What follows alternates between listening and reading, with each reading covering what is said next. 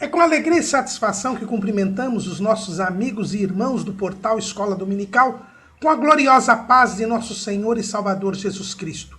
Estamos dando início a mais uma pré-aula, esta ferramenta que o portal Escola Dominical disponibiliza no início da semana para que os irmãos possam melhor preparar a sua aula da Escola Bíblica Dominical.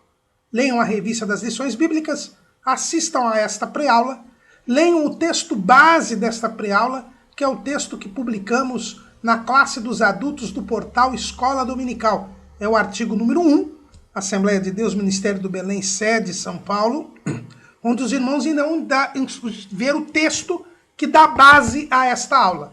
Nós não repetimos a revista, porque a nossa proposta é trazer comentários complementares à revista. A revista não tem, o comentarista da CPAD publica um vídeo explicando a lição. Então nós vemos que o interesse nosso é complementar aquilo que pode ser complementado para melhor enriquecer os amados irmãos. Além do nosso texto, o portal Escola Dominical publica 4 ou 5 outros textos desta lição de adultos, além de publicar textos de apoio, slides e videoaulas de todas as faixas etárias da Casa Publicadora das Assembleias de Deus e ainda de outros currículos da Escola Dominical. Nas nossas redes sociais, Facebook, Twitter e LinkedIn, nós publicamos dezenas e às vezes centenas de links de textos de apoio, slides e videoaulas que estão pela internet aí afora. Hoje é um farto material aí para pesquisa. Durante a semana, também publicamos as leituras diárias, breves, comentários em áudio dos textos sugeridos nas lições bíblicas. E também, durante a semana, o irmão pode postar as suas dúvidas na sala dos professores do portal Escola Dominical. Nós responderemos ali prontamente as suas perguntas. É o único lugar onde nós o fazemos.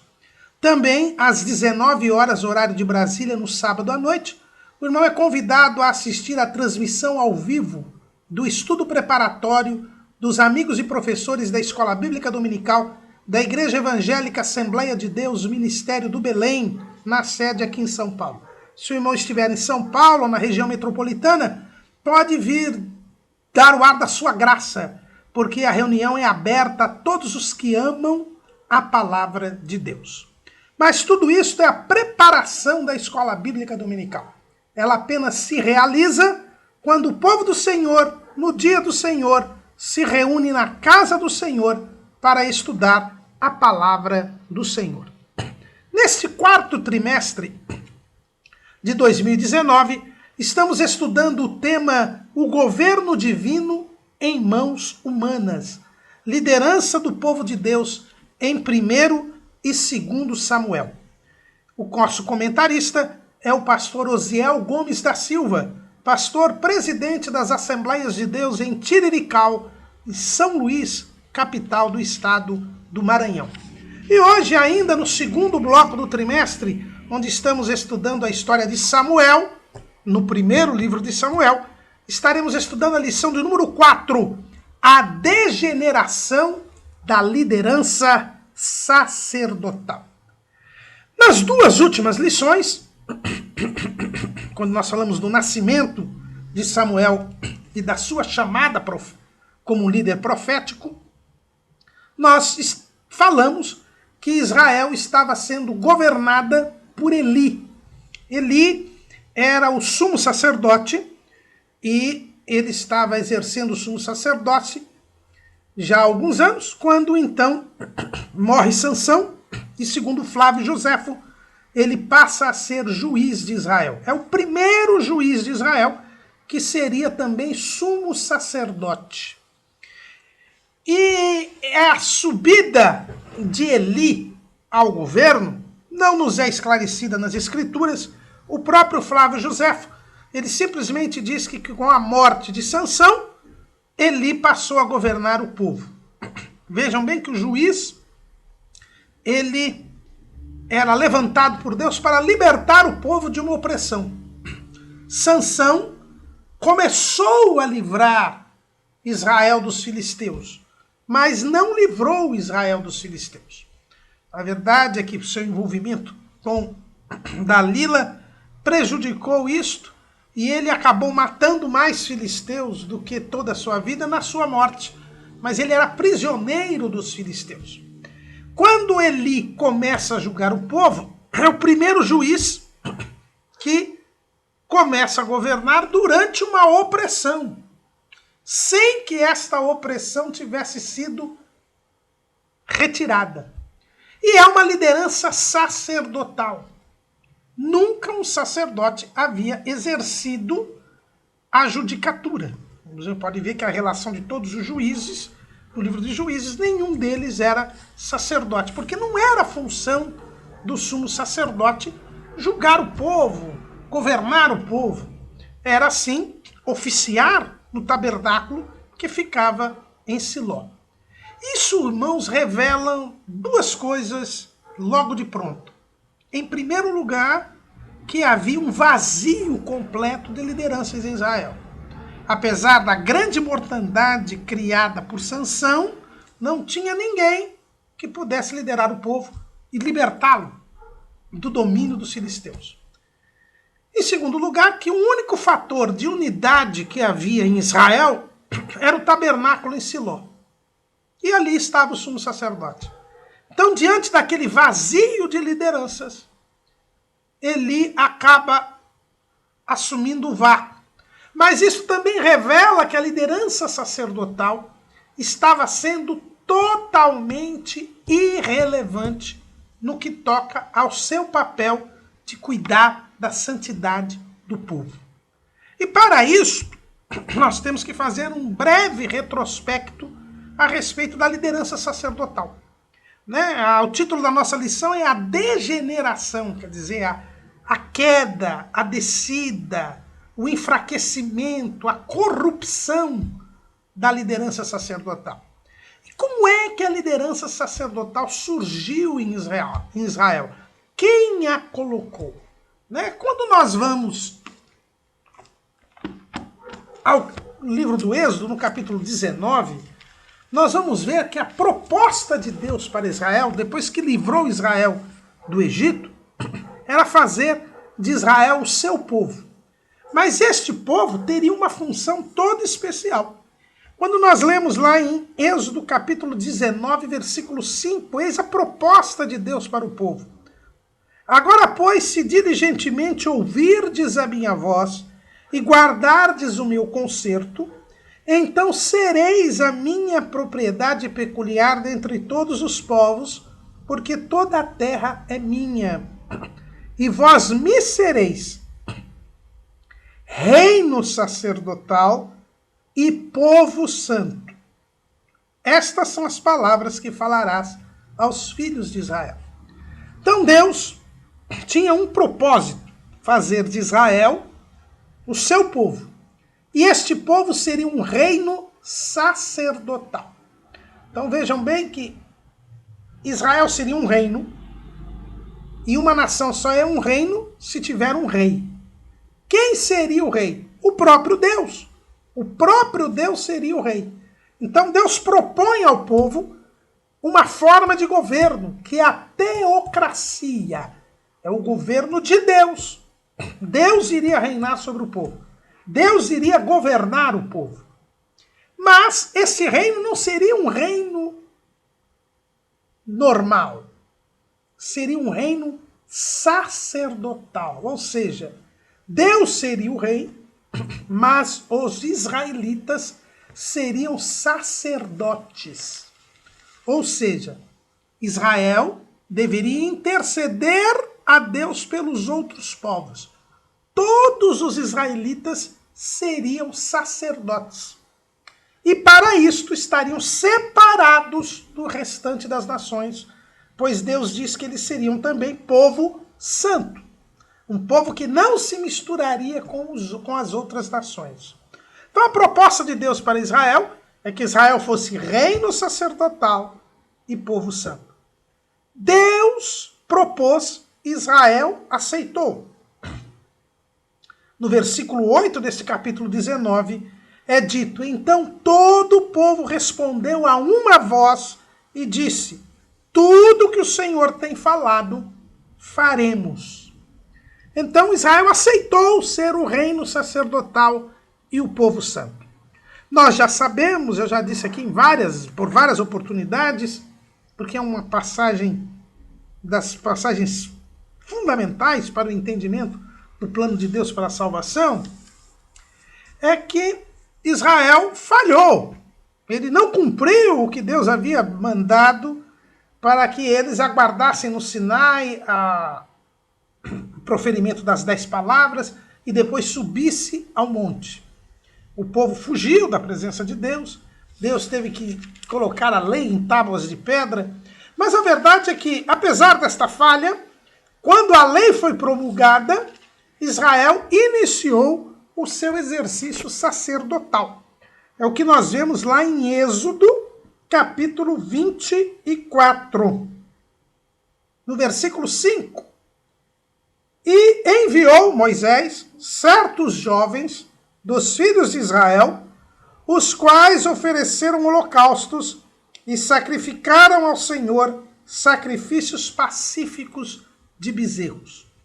Então, depois que Moisés desceu do monte, com a primeira parte da lei, ainda escrita em papiros, não eram as tábuas dos 10 mandamentos, quando a lei foi colocada em vigor, houve sacrifícios. E a Bíblia diz que Moisés escolheu 12 jovens das 12 tribos de Israel, e esses jovens ofereceram sacrifício. Era a prova de que todo o povo de Deus era sacerdotes. Era o povo sacerdotal. Entretanto, esta condição de Israel de ser sacerdotes, e como você pode dizer aqui, você leu certos jovens. Como é que você sabe que eram 12, um de cada tribo? Por causa do versículo 4. E Moisés escreveu todas as palavras do Senhor e levantou-se pela manhã de madrugada e edificou um altar ao pé do monte e 12 monumentos, segundo as 12 tribos de Israel. E colocou jovens para cada um daqueles monumentos, cada um das 12 tribos. Então, todo o povo de Israel era de sacerdotes. Acontece que, no episódio do bezerro de ouro, 40 dias depois disso, porque depois desta promulgação da lei, Moisés sobe ao monte e fica 40 dias no monte. Lá no monte, enquanto ele está no monte, o povo aqui embaixo faz Arão fabricar um bezerro de ouro e quebra os 2 primeiros mandamentos. Não terás outros deuses diante de mim. Eles fizeram um bezerro de ouro. E não farás para ti imagem de escultura. Então, esses 2 mandamentos, eles foram quebrados, os 2 primeiros mandamentos. Moisés havia recebido as tábuas da lei, ele volta, quebra as tábuas da lei, se indigna com o povo, e naquela oportunidade, só a tribo de Levi ficou do lado do Senhor. Veja o que está escrito lá em Êxodo, capítulo 32, versículo 11.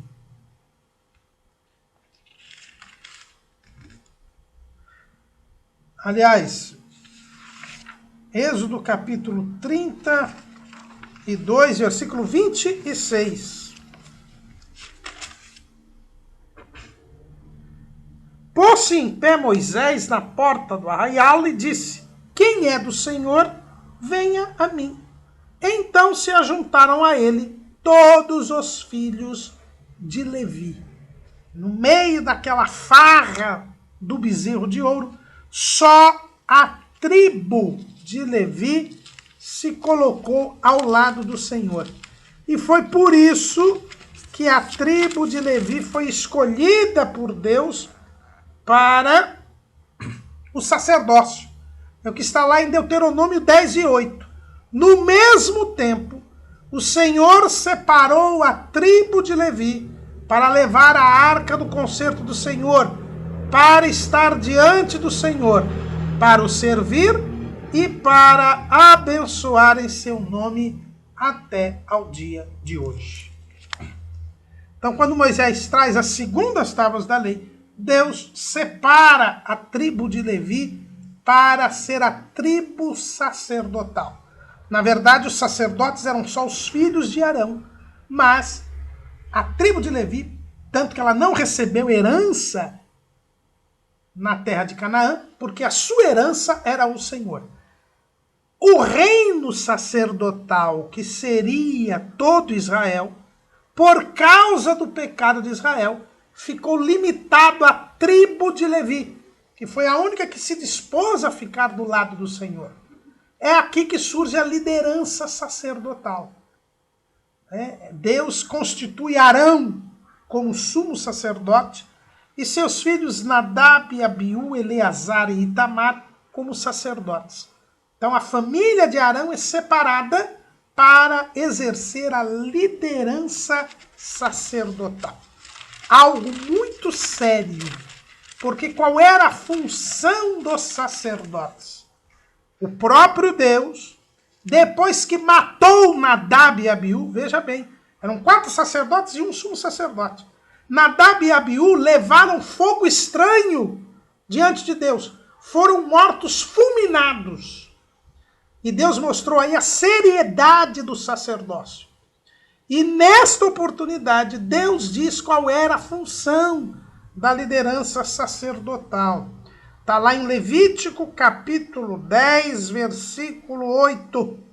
E falou o Senhor a Arão, dizendo: vinho ou bebida forte, tu e teus filhos contigo não bebereis, quando entrardes na tenda da congregação, para que não morrais. Estatuto perpétuo será isso entre as vossas gerações, para fazer diferença entre o santo e o profano, e entre o imundo e o limpo, e para ensinar aos filhos de Israel todos os estatutos que o Senhor lhes tem falado pela mão de Moisés. Então essa é a função do sacerdote.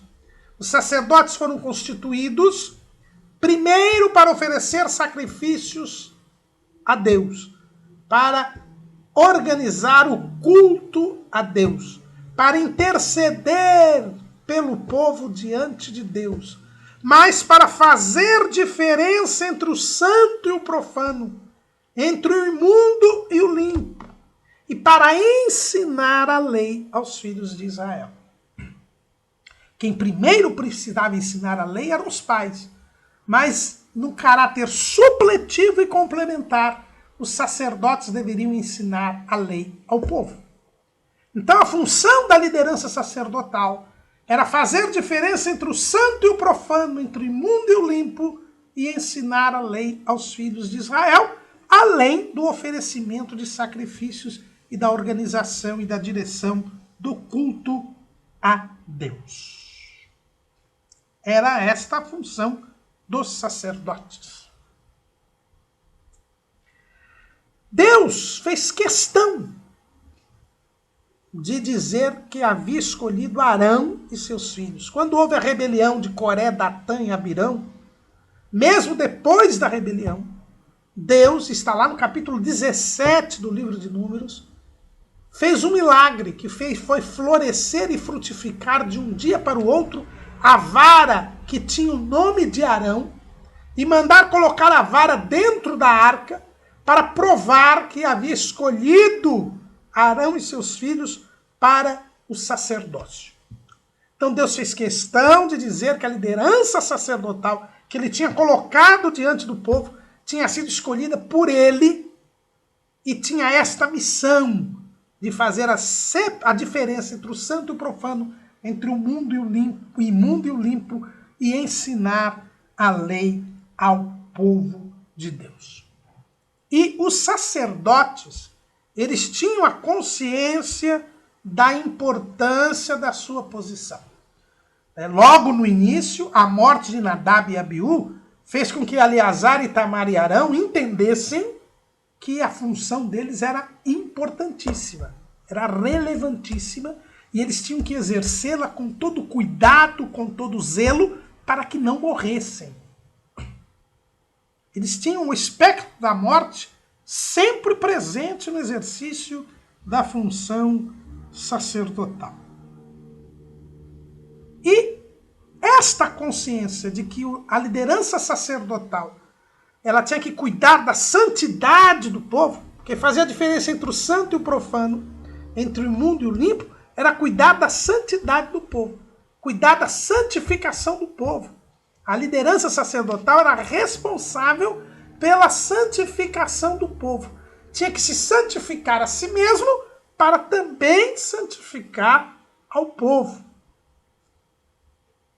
É esse cuidado da liderança sacerdotal que apontava como tipo para Jesus, que é o sumo sacerdote segundo a ordem de Melquisedeque.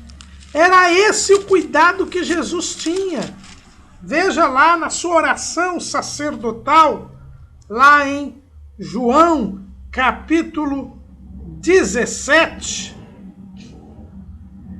versículo 19. Jesus diz assim: e por eles me santifico a mim mesmo, para que também eles sejam santificados na verdade. Foi o cuidado que Jesus teve durante o seu ministério.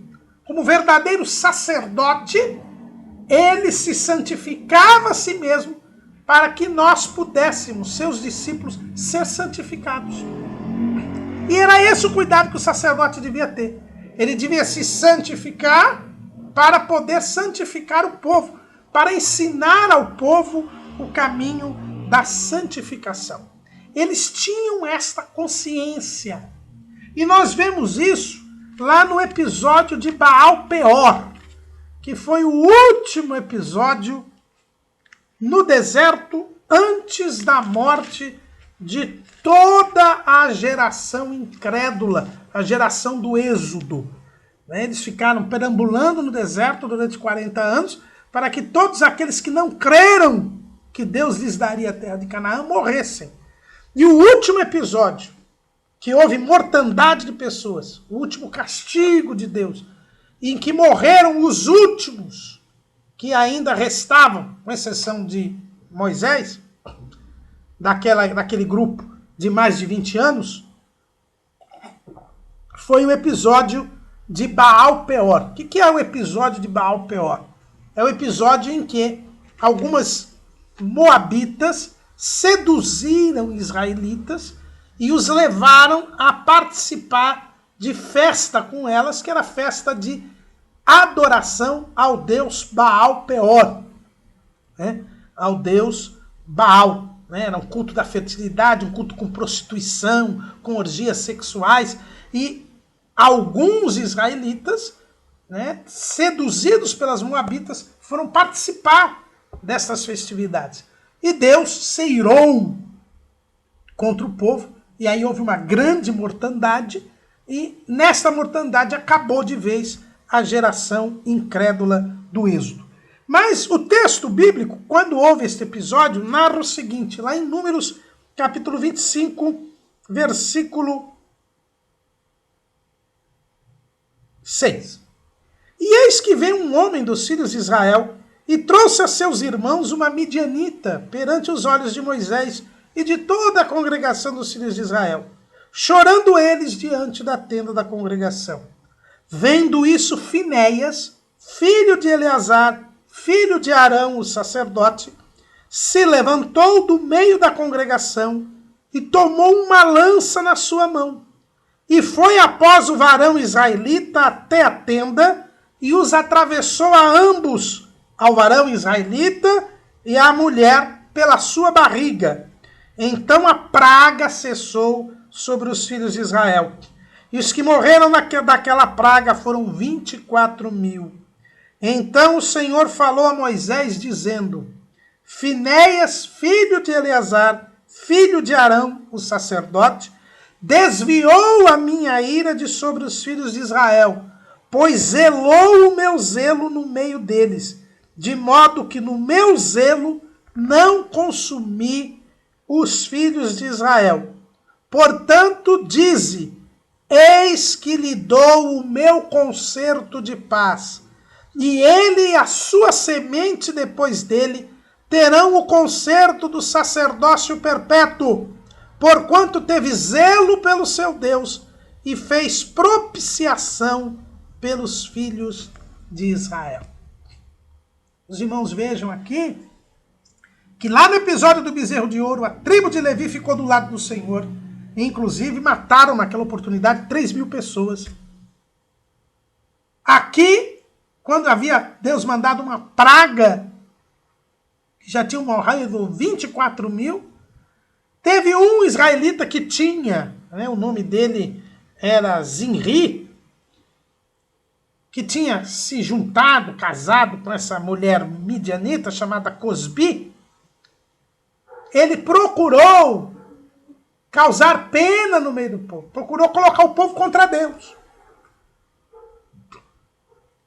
Porque Deus tinha mandado a praga porque eles tinham caído na idolatria e na prostituição. Aí Finéias, que era o filho de Eleazar, que já era o sumo sacerdote, porque ainda não era o sumo sacerdote, que Deus ainda não havia, ou melhor, já Arão já tinha morrido. Então, Eleazar, o filho de Arão, já era o sumo sacerdote, e Finéias era o filho de Eleazar, que viria a ser o terceiro sumo sacerdote. Quando ele viu aquela cena daquele homem procurando colocar Deus contra o povo, ele vai e mata tanto o homem quanto a mulher, que era a midianita. E então, Deus cessou a praga. Por quê? Porque Finéias sabia que a função do sacerdote era zelar pela santidade do povo. Ele não podia fazer com que o povo ficasse com pena dos idólatras ou se revoltasse contra Deus. E Deus reconheceu o cuidado de Finéias e deu uma promessa. Prometeu que o sacerdócio iria ficar na casa de Eleazar. Prometeu que o sacerdócio iria se manter perpetuamente na casa de Eleazar, por causa do cuidado que Finéias tinha tido. Deus estabeleceu com os filhos de Arão, com a casa de Eleazar, um compromisso de eles terem sempre a liderança sacerdotal. E esse concerto, esse compromisso de Deus, ele vai ser reafirmado lá por Malaquias, milênios depois.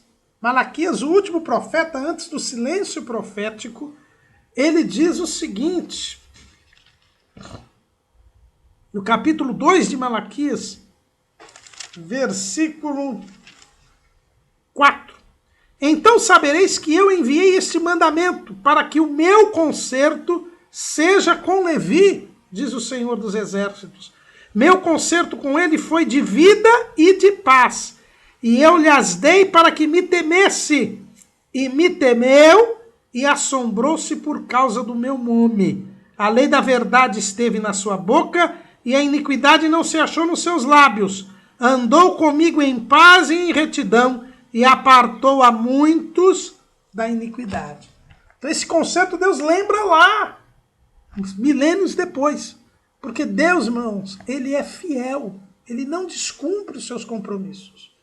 Então Deus estabeleceu, por causa deste zelo de Finéias com a santidade, Deus estabeleceu um concerto perpétuo, um concerto de paz. Mas que era condicional. Por que Deus estabeleceu o concerto com Finéias, com a casa de Eleazar? Porque eles zelavam pela santidade, pela santificação do povo.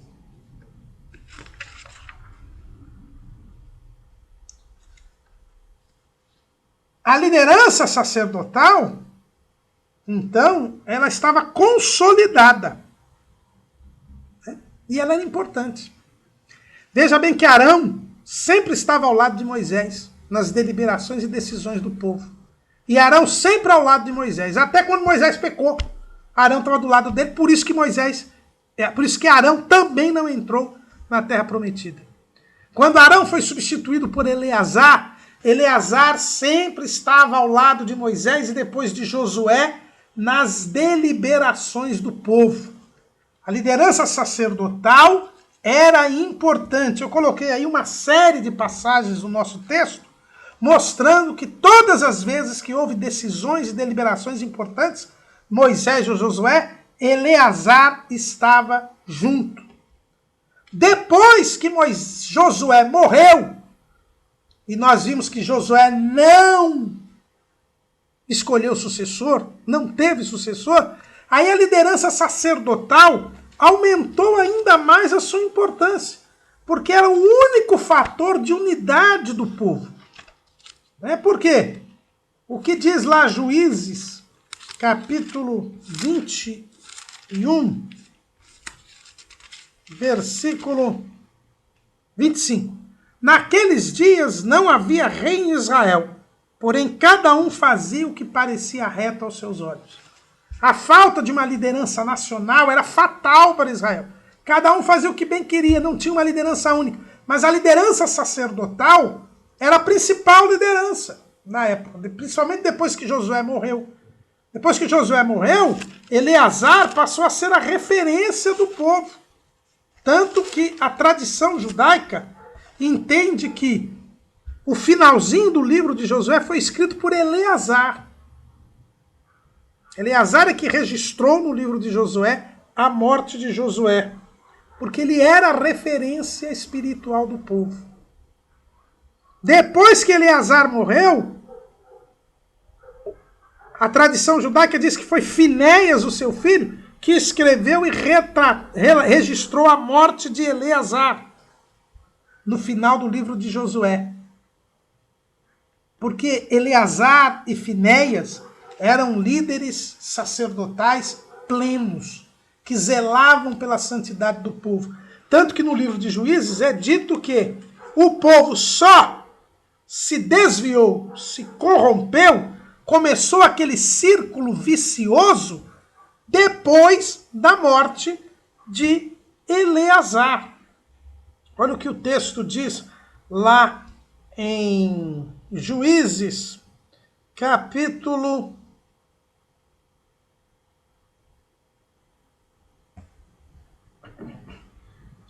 2, versículo 7. E serviu o povo ao Senhor todos os dias de Josué e todos os dias dos anciãos que prolongaram os seus dias depois de Josué, e viram toda aquela grande obra do Senhor, a qual ele fizera a Israel.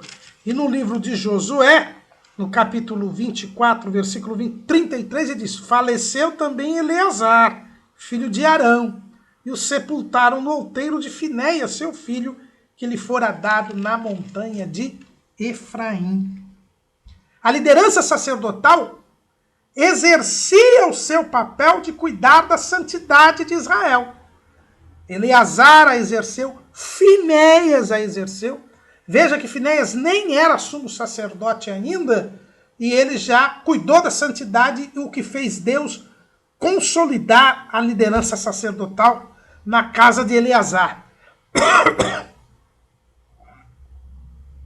E há um outro episódio, esse episódio narrado no livro de Juízes, nos capítulos 19 a 21, uma guerra civil entre Israel e a tribo de Benjamim, porque a tribo de Benjamim se negou a entregar umas pessoas que haviam abusado sexualmente de uma mulher, e aí então houve uma guerra entre Israel e a tribo de Benjamim, as 11 tribos contra a tribo de Benjamim, e nessa guerra a Bíblia fala do papel que teve Finéias, que já era o sumo sacerdote. E Finéias já era o sumo sacerdote, e ele teve um papel fundamental para levar o povo a praticamente destruir a tribo de Benjamim, porque a tribo de Benjamim não quis punir aqueles homens que haviam abusado sexualmente de uma mulher. Então aqui a gente vê claramente o papel importante que a liderança sacerdotal tinha. Mas o fato é que quando começou esse círculo vicioso, do período dos juízes, a liderança sacerdotal começou a perder relevância. E a perder relevância por quê? Porque ela não cumpriu com o seu papel de ensinar os filhos de Israel, aos filhos de Israel, a lei do Senhor.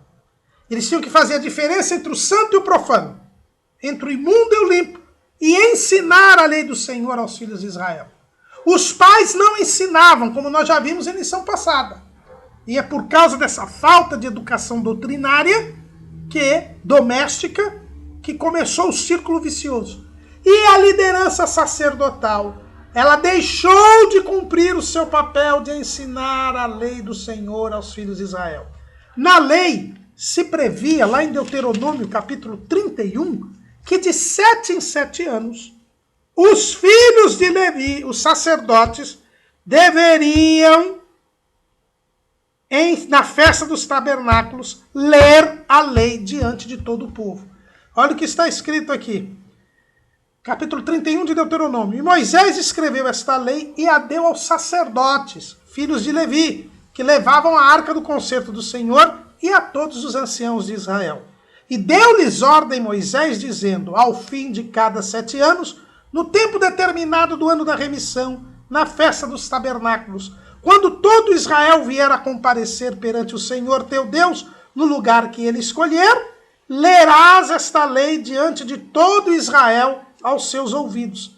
Ajunta o povo, homens e mulheres, e meninos, e os teus estrangeiros que estão dentro das tuas portas, para que ouçam e aprendam e temam ao Senhor vosso Deus, e tenham cuidado de fazer todas as palavras desta lei. E que seus filhos que a não souberem, ouçam e aprendam a temer ao Senhor vosso Deus, todos os dias que viverdes sobre a terra que ides, passando o Jordão para possuí-la. Os sacerdotes tinham o dever de ensinar a lei ao povo. A cada 7 anos, deviam reunir o povo, ler a lei e ensinar a lei. Se alguém não tivesse aprendido em casa, ia aprender nesse dia.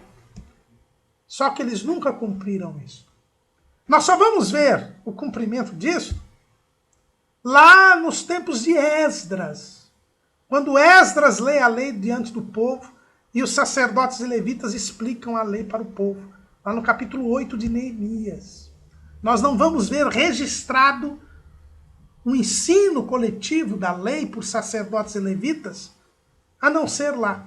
Nos dias de Josafá, é verdade, Josafá mandou que os levitas e os sacerdotes fossem de cidade em cidade ensinando o povo. Mas, fora essas hipóteses, nós não vamos encontrar isso.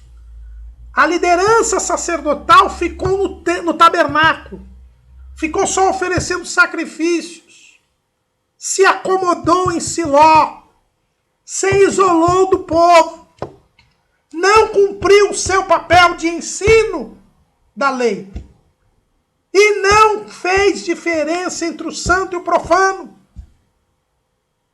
E é por causa disso, nesse círculo vicioso, a liderança sacerdotal vai perdendo importância, vai perdendo relevância, porque não cumpre o seu papel. Não cuida da santificação do povo. Nós nem ouvimos falar dos sumos sacerdotes no período dos juízes. Nós ficamos sabendo dos sumos sacerdotes por Flávio José. Flávio José, ele diz aqui que Finéias foi substituído por Abiezer, Abiezer por Bossi, Bossi por Ozi, e depois de Ozi veio Eli.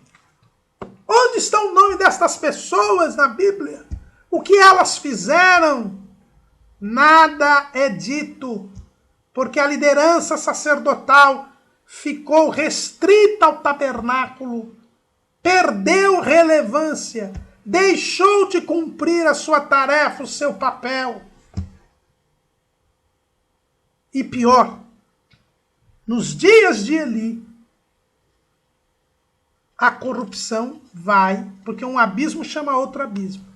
E nos dias de Eli, os seus 2 filhos, ele tinha 2 filhos, Ofni e Finéias. Não vamos confundir o Finéias, filho de Arão, que era um homem de Deus, com esse Finéias, filho de Eli, que a Bíblia diz que eram filhos de Belial. Nos dias de Eli, a liderança sacerdotal não só era omissa no ensino da lei, como agora já tinha se contaminado. Ela já nem procurava mais se santificar. Ela era a verdadeira fonte do pecado. E aqui, irmãos, nós aprendemos que a vida espiritual não tem neutralidade. A vida espiritual, ela não permite uma neutralidade. Ou nós servimos a Deus, buscamos a Deus, crescemos espiritualmente, nos santificamos, ou nós nos contaminamos, nos tornamos pecadores, nos perdemos. A liderança sacerdotal deixou de ensinar a lei. E, por ficar descuidada no ensino da lei, acabou também não fazendo mais diferença entre o santo e o profano. Acabou profanando o serviço de Deus. Acabou profanando o tabernáculo. Acabou se contaminando com o pecado. Passou a ser fonte de pecado. Ou eu sou fonte de santidade, ou eu sou fonte de pecado. Não tem como eu ficar neutro. Não tem como eu ficar bonzinho sem buscar a Deus. Não tem como eu me santificar sem cada vez mais buscar a Deus. E a situação era tão triste que olha o que o texto sagrado diz. 1 Samuel 2:12. Eram, porém, os filhos de Eli, filhos de Belial, e não conheciam ao Senhor. Eram filhos do sumo sacerdote, mas eles não conheciam a Deus. Não conheciam a Deus.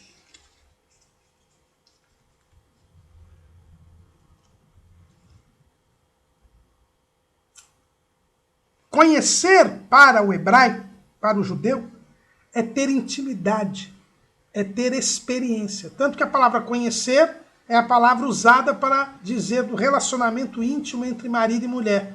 A Bíblia diz lá em Gênesis 4, e Adão conheceu a Eva, sua mulher, e ela teve um filho.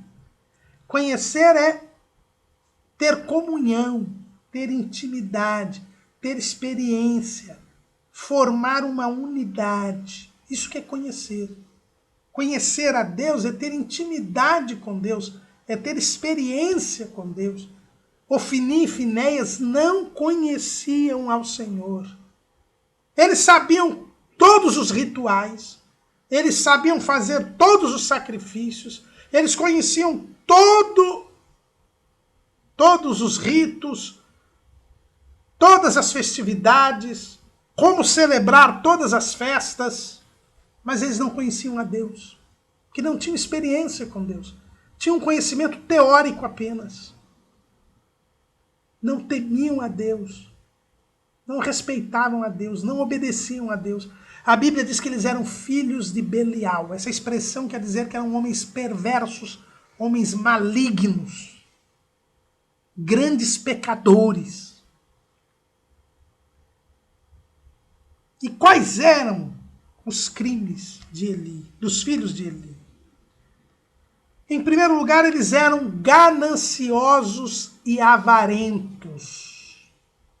Veja o que diz o texto. Porquanto o costume daqueles sacerdotes com o povo era que, oferecendo a alguém algum sacrifício, vinha o moço do sacerdote, estando-se cozendo a carne, com um garfo de 3 dentes na mão, e dava com ele na caldeira, ou na panela, ou no caldeirão, ou na marmita, e tudo quanto o garfo tirava, o sacerdote tomava para si. Assim faziam a todo Israel que ia ali a Siló. Alguns sacrifícios, os irmãos lembram quando nós estudamos sobre o tabernáculo, alguns sacrifícios eram totalmente queimados. Então o animal era totalmente queimado. Outros sacrifícios, uma parte ficava com o sacerdote. Outros sacrifícios, uma parte ficava com o sacerdote e uma parte ficava com o ofertante. Agora, o que ficava para o sacerdote? Para o sacerdote ficava o peito do animal. Era o peito do animal, a espádua direita do animal, o peito do animal. Essa era a parte que ficava com o sacerdote. Mas, quando ainda a carne estava crua, não estava cozida ainda, vinha alguém mandado por Ofni e Finéias, com um garfo de 3 dentes, e dava uma garfada. Aí que vem a expressão a garfada. Ele vinha e pegava, e o que saía dali era do sacerdote. Ou seja, os sacerdotes, eles não se contentavam com aquilo que Deus lhes havia dado. Eles queriam mais. Eles tomavam para si o que não era deles. O que seria do ofertante ou do Senhor. Mas eles eram gananciosos. Eles queriam enriquecer, queriam tomar o patrimônio dos israelitas que vinham adorar a Deus. Queriam tirar proveito econômico do serviço ao Senhor. Isso é obra de filho de Belial. E nós sabemos que há muitos hoje que fazem isso. Querem mais do que Deus lhes dá. Querem mais, querem aquilo que é de Deus ou aquilo que é do membro da igreja. Querem tomar tudo para si. Enriquecer às custas do culto a Deus. Cuidado, irmãos. A Bíblia diz que quem faz isso é filho de Belial, não conhece a Deus. É por isso que Pedro, quando fala com os obreiros, ele diz o seguinte, está em 1 de Pedro, capítulo 5,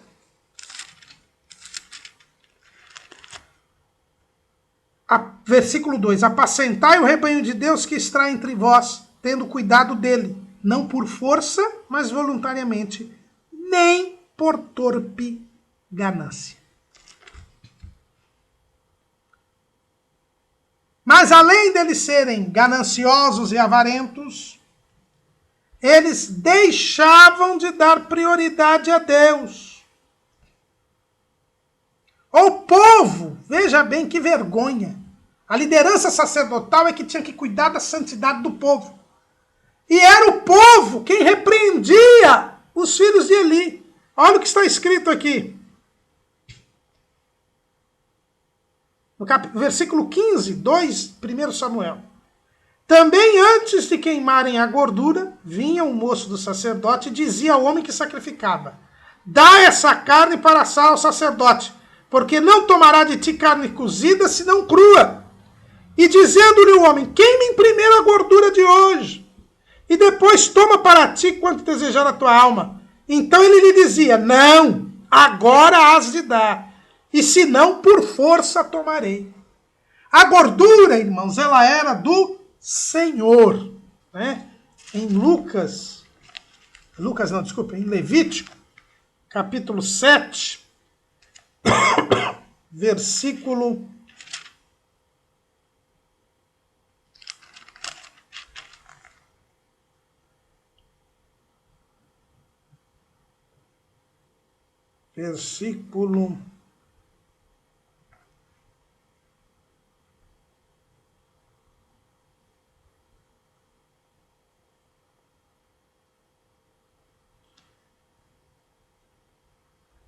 agora não estou lembrando aqui, mas no capítulo 7 de Levítico, quando fala dos sacrifícios, diz que a gordura é do Senhor. A gordura é do Senhor. Mas eles queriam comer a parte do Senhor. Olha que a lei dizia o seguinte, 7:20. Porém, se alguma pessoa comer a carne do sacrifício pacífico, que é do Senhor, tendo ela sobre si a sua imundícia, aquela pessoa será extirpada dos seus povos. A gordura era do Senhor. Mas eles já queriam tomar para si. A primeira parte do sacerdote, depois a do Senhor. Primeiro se tinha que oferecer a gordura, que era do Senhor, para depois então cozer o resto, e o que era do sacerdote, o que era do ofertante. Mas eles queriam primeiro deles. Eles menosprezavam a Deus, eram soberbos. Jesus ensina: buscar primeiro o reino de Deus e a sua justiça. E todas estas coisas vos serão acrescentadas. Os sacerdotes pensavam primeiro em si. Ofni e Finéias pensavam primeiro em si. Eram repreendidos pelo povo. Olha que situação. Eram eles que tinham que cuidar da santidade do povo. E era o povo quem repreendia os sacerdotes. E mais, eles eram violentos. Quando alguém dizia, não, vamos primeiro queimar a gordura, depois você pega o que você quiser. A pessoa até abria a mão da parte dela. Mas eles diziam, não, ele quer agora. Senão por força tomaremos. Os filhos de Belial costumam recorrer à força.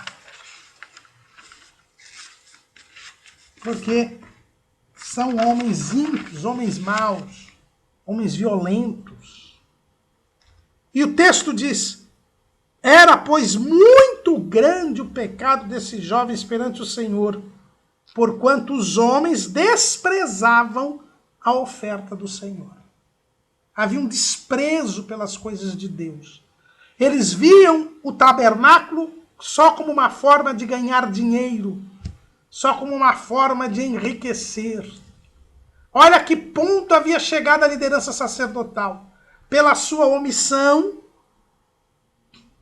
pela falta de ensino, estavam agora contaminados. Ofni e Finéias eram tão idólatras quanto o povo. O povo que não vinha a Siló, que estava adorando os deuses das outras nações, porque Eli e Finéias eram avarentos, e a avareza é idolatria. E eles eram tão idólatras, que qual era uma consequência da idolatria? Era a prostituição, porque normalmente os cultos idolátricos ali na terra de Canaã eram ligados aos cultos de fertilidade, Deus Baal, a Deus Azera. E, por isso, havia sempre orgias sexuais, prostituição. E Ofni e Finéias haviam feito do tabernáculo um prostíbulo. Sim, irmãos. A palavra é forte, mas é a realidade. Olha o que diz o texto, lá em 2:22 de 1 Samuel. Era, porém, Eli já muito velho, e ouvia tudo quanto seus filhos faziam a todo Israel, e de como se deitavam com as mulheres, que em bandos se ajuntavam à porta da tenda da congregação. Um verdadeiro prostíbulo. Eles tinham uma vida imoral, uma vida desregrada.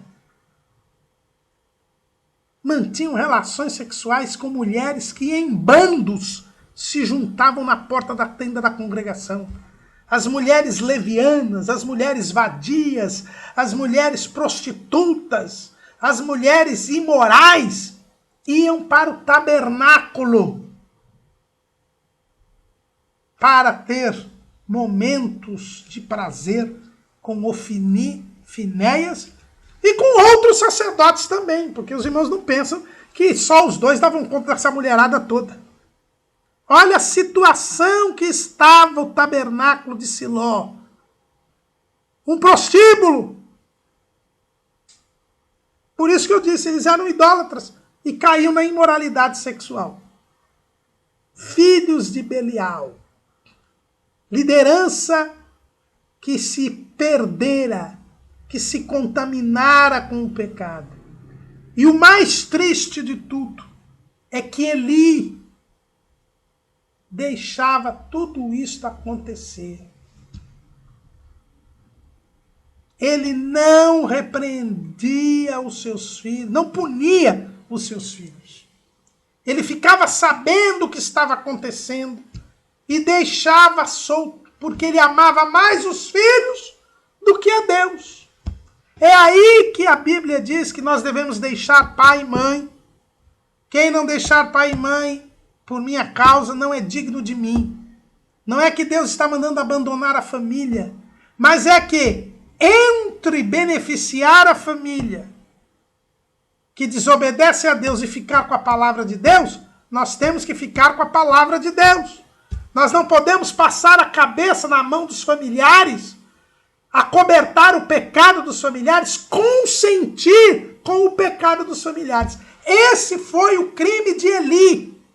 Eli se omitiu, deu mais honra aos seus filhos do que a palavra de Deus. E isso é o que nós costumamos chamar de síndrome de Eli.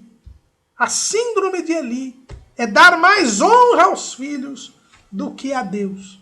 E por isso permitir que os filhos pervertam a obra de Deus, pervertam o povo de Deus, em detrimento da santidade. E tem muito caso de síndrome de Eli nos nossos dias. Deus viu tudo isso. Parecia que estava tudo bem. Mas Deus mandou um profeta.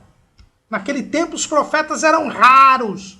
Mas a situação era tão grave que Deus levantou um profeta.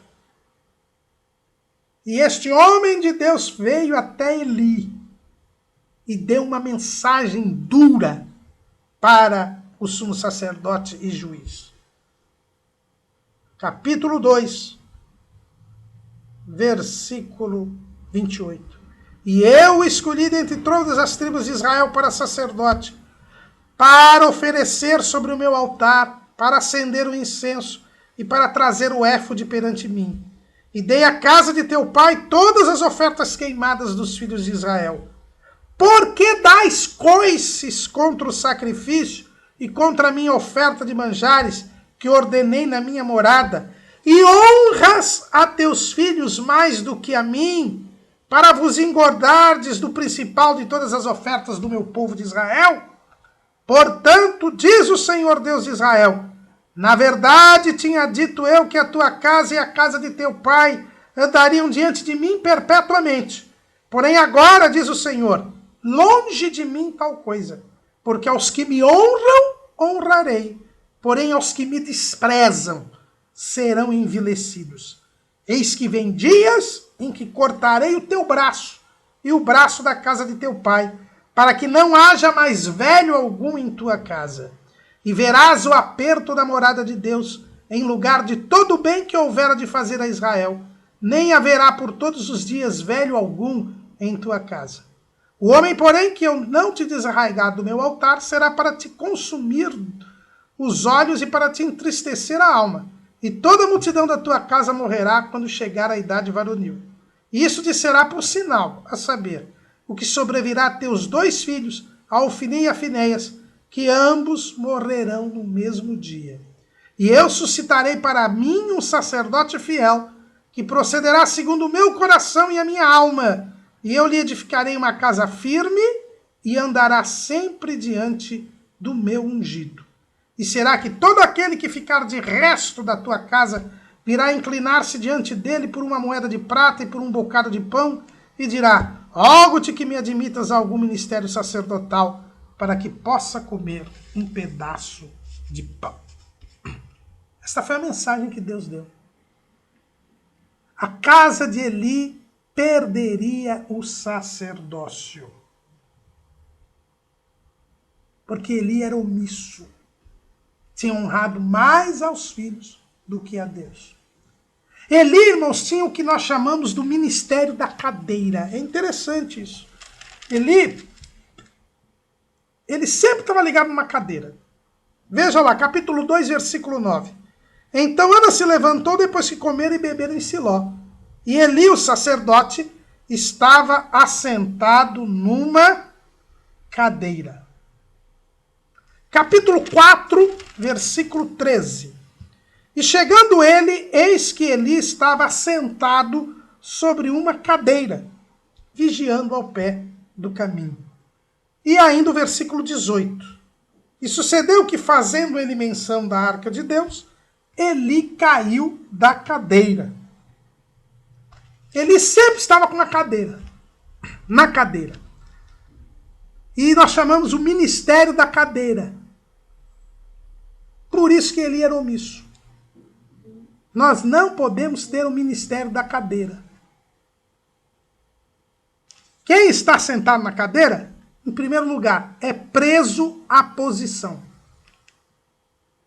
Não sai da cadeira para lugar nenhum. Jesus dizia, na cadeira de Moisés estão assentados os escribas e fariseus. São aquelas pessoas que não saem da posição, não vão ao encontro do povo, não querem ter contato com o povo. Porque estava na cadeira, Eli achou que Ana estava bêbada, porque era distante do povo. Porque estava na cadeira, Eli só ouvia falar o que os filhos faziam, não ia ver o que os filhos faziam, então tomava atitudes. Quem está na cadeira é inerte, está acomodado, não quer problema, deixa correr solto. Foi o que fez Eli. Então Eli era distante do povo, e isso gera uma insensibilidade. Era preso à sua posição e era acomodado. O resultado disso foi que a liderança sacerdotal se corrompeu toda. E chegou ao ponto de, numa guerra com os filisteus, quando Israel foi derrotado na batalha, os anciãos dos filhos de Israel mandaram que fosse trazida a arca para o campo de batalha. E lá vai Ofni e Finéias tirar a arca do lugar santíssimo e levar para o campo de batalha. Um absurdo. Mas Eli deixou. O povo estava achando que a arca era Deus. Mas a arca não era Deus. Era um símbolo da presença de Deus. Ela não podia ser retirada do tabernáculo. Já que o tabernáculo não estava mudando de lugar. O próprio Flávio José, ele diz isso. Ele fala assim: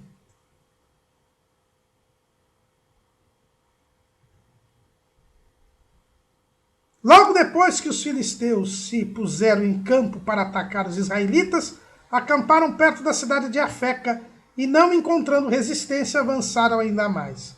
Travaram por fim um combate no qual os israelitas foram vencidos e, depois de terem perdido mais ou menos uns 4.000 homens, retiraram-se desordenadamente ao seu acampamento. Seu temor de serem completamente desbaratados foi tão grande que mandaram embaixadores ao Senado e ao Supremo Sacrificador para rogar-lhes que mandassem a Arca da Aliança. Não duvidavam eles que com esse socorro obteriam a vitória, porque não imaginavam que Deus, que pronunciara a sentença do seu castigo, era mais poderoso do que a arca, que era reverenciada unicamente por causa dele. O povo estava tão perdido espiritualmente que começou a achar que a arca era o próprio Deus. Que Deus usava, que a arca era um amuleto.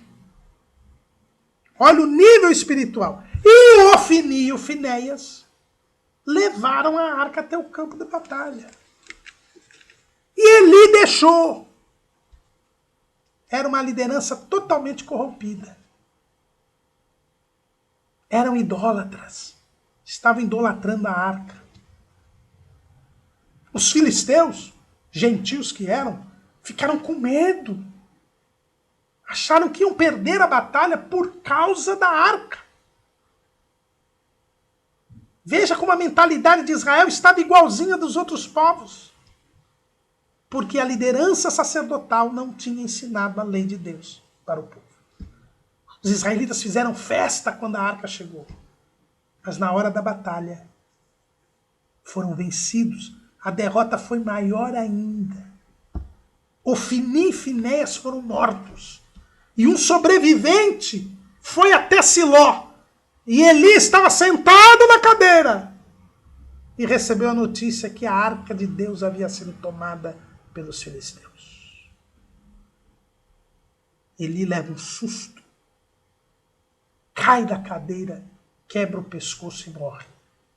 Cumpre-se a profecia. A casa de Eli perdia o sacerdócio. Mas é pior do que isso. Por causa da degeneração da liderança sacerdotal, Deus punha fim ao tabernáculo. Lá no Salmo 78, no versículo 56 diz: contudo tentaram e provocaram o Deus Altíssimo e não guardaram os seus testemunhos. Mas tornaram atrás e portaram-se aleivosamente como seus pais. Viraram-se como um arco traiçoeiro, pois lhe provocaram a ira com os seus altos e despertaram-lhe o zelo com as suas imagens de escultura. Deus ouviu isto e se indignou, e sobremodo aborreceu a Israel, pelo que desamparou o tabernáculo em Siló, a tenda que estabelecera como sua morada entre os homens, e deu a sua força ao cativeiro e a sua glória à mão do inimigo. E entregou seu povo à espada, e encolerizou-se contra a sua herança. Aos seus jovens consumiu-os o fogo, e as suas donzelas não tiveram festa nupcial. Os seus sacerdotes caíram à espada, e suas viúvas não se lamentaram. A liderança sacerdotal havia se corrompido a tal ponto que Deus retirou o sacerdócio da casa de Eli. Ofni e Finéias morreram no mesmo dia. Eli também morreu. A arca foi tomada pelos filisteus e o tabernáculo se desfez. Porque quando a arca vai ser devolvida 6 meses depois, ela não volta para Siló.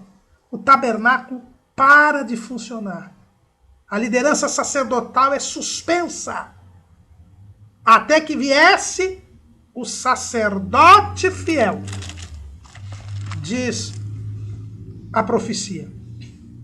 Até que viesse o sacerdote fiel que estivesse diante do meu e andará sempre diante do meu ungido. Esse ungido seria o rei, que viria brevemente. E esse sacerdote fiel seria Zadok. Zadok, o sacerdote dos dias de Davi e de Salomão. Aquele que fica no lugar de Abiatar, que é o último descendente de Eli. É ali que nós vamos ter o cumprimento desta profecia. Praticamente 100 anos depois é que nós vamos ter o cumprimento dessa profecia. É o que você vê lá no primeiro livro de Reis, capítulo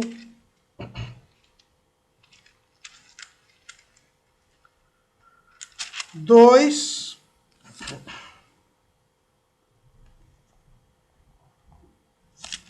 lá no começo do reinado de Salomão.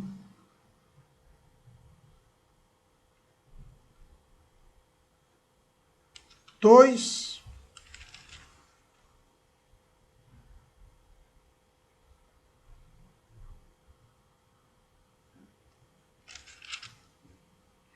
versículo 26.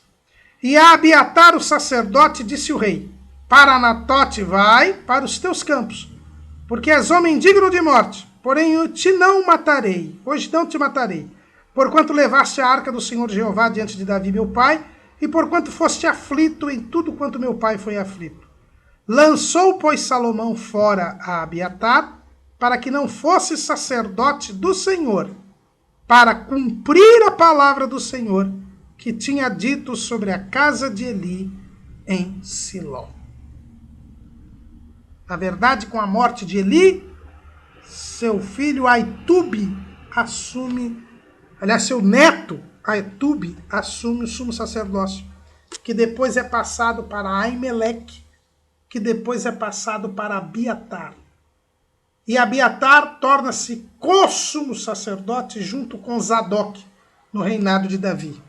Mas no início do reinado de Salomão, Abiatar, que havia participado da rebelião ali, da tentativa de Adonias se tornar rei, ele é mandado para Anatote, onde morre. E o sacerdócio fica só com Zadok, o sacerdote fiel, que estava diante de Salomão, o filho de Davi. E esta casa sacerdotal de Zadok, inclusive, irá oficiar lá no milênio, como está no livro de Ezequiel. A liderança sacerdotal se corrompeu, porque não ensinou a lei ao povo e se deixou contaminar pelo pecado. Mas Deus estava atento a tudo. E nos dias de Samuel, suspende essa liderança sacerdotal. Porque sem tabernáculo,